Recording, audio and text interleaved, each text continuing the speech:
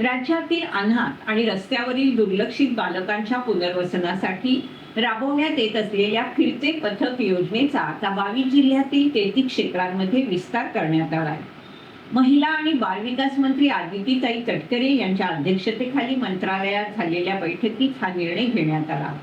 यापूर्वी 6 जिल्ह्यात ही योजना यशस्वी ठरली असून 3803 बालकांना शिक्षण, आरोग्य आणि आहाराच्या मुख्य प्रवाहात आणण्यात आले.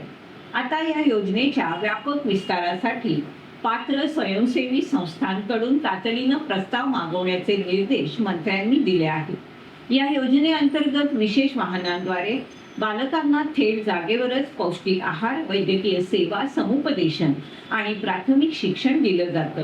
नवीन नियमानुसार या कामात सहभागी होणाऱ्या संस्थांच्या वाहनांमध्ये सुरक्षिततेसाठी सीसीटीव्ही कॅमेरे आणि ट्रॅकिंग सिस्टीम बसवणं बंधनकारक असेल, जी पोलीस प्रशासनाने जोडलेलं राहील.